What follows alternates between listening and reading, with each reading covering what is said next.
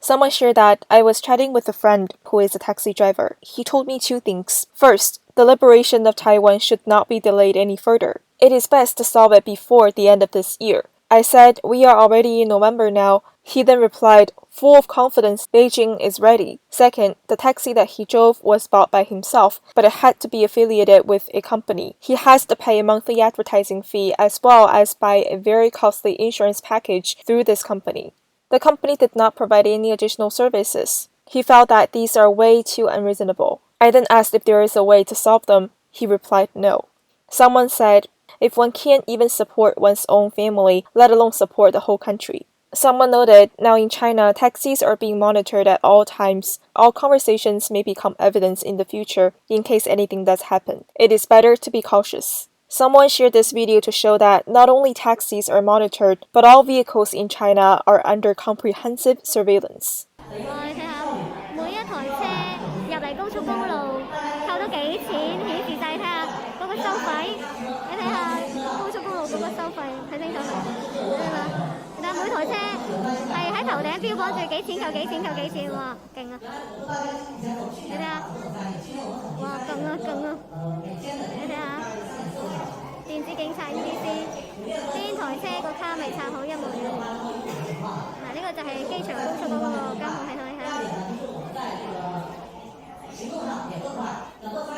Someone replied, the so-called motherland has essentially become a prison under the CCP's rule.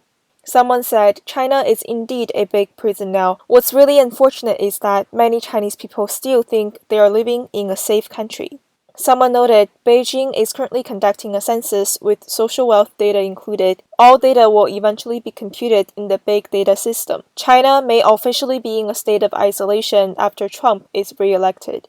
In the future, Chinese people may be leading even more difficult lives while being forced to wear invisible shackles. Someone replied, the possibility of isolating China from the rest of the world is unlikely, but reliance on internal circulation has been showing an increasing trend.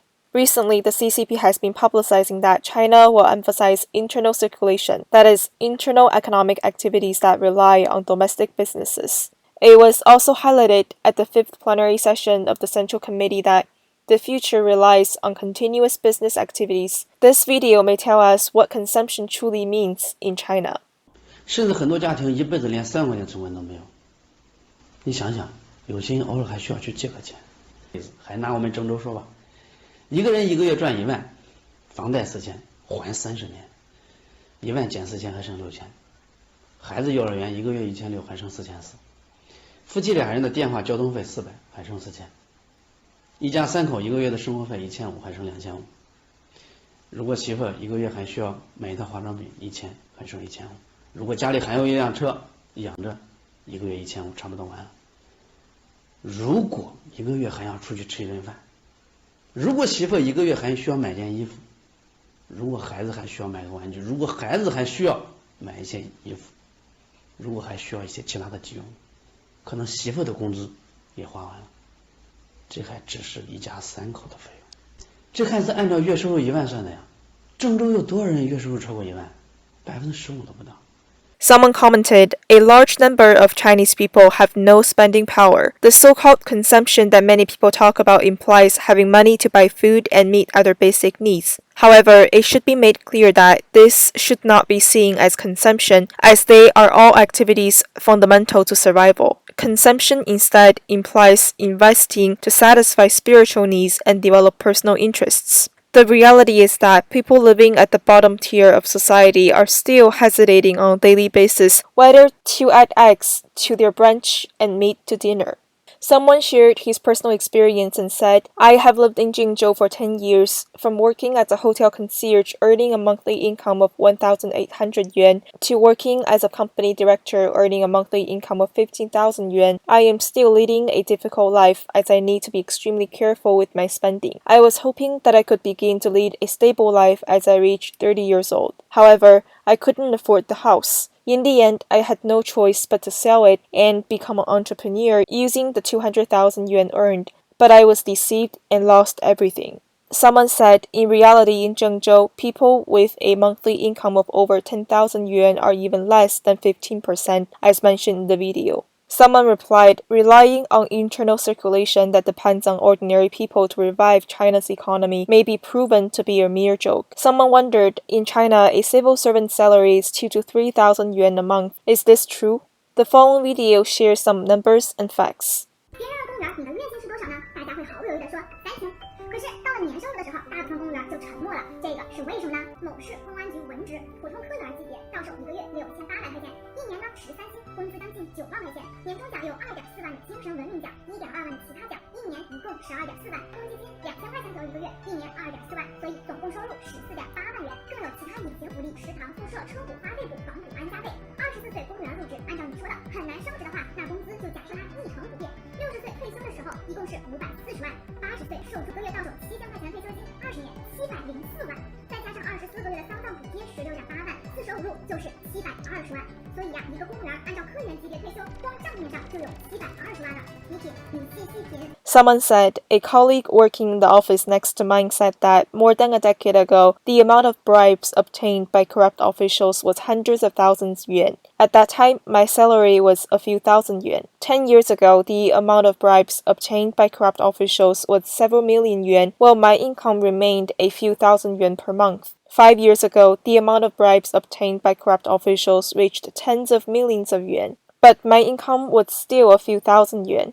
And today, the amount of bribes obtained by corrupt officials has exceeded 100 million yuan. My salary, however, is still a few thousand yuan. I am confused. Is this because I haven't worked hard enough? Or is it because the corrupt officials worked way too hard? Someone shared that once when a US diplomatic mission visited the Soviet Union, Soviet officials accompanied them to see the so-called great achievements and proudly said that by the next 5-year plan is implemented, every family in the Soviet Union could own a private jet.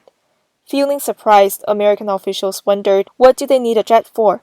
Soviet officials replied, it would certainly be useful. For example, as soon as Moscow residents hear that Leningrad has begun to supply bread, they could immediately fly the jet to get to the bakery shop and queue up. In fact, a similar scene once really appeared in China. In the age that everything can only be purchased through vouchers, the Chinese people had to compete for a small amount of food available. Someone replied with another example and said, a socialist, a capitalist, and a communist plan to meet each other. The socialist arrived late to the meeting. He explained that he was in line to buy sausages. Then the capitalist asked, what is lining up? And the communist wondered, what is a sausage?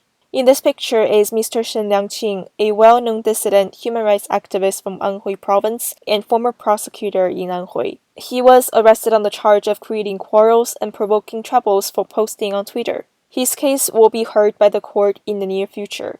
Someone recalled his experience when he was detained in Beijing's #1 detention center in the winter of 2014. He said, I had to kneel down and wipe the floor, the walls, the boards, cabinets, toilets, and bathrooms with disinfectant water 5 times every day.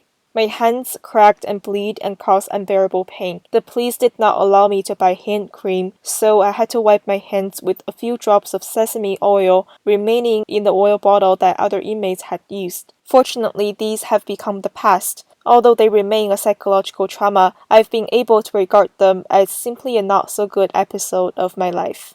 The CCP not only brainwashes children, people living at the bottom tier of society, and other ordinary Chinese people, but also its own officials. Clearly, the official in this video has been successfully brainwashed. 你通过哪市政府的？你通过哪市政府的？美国市政府。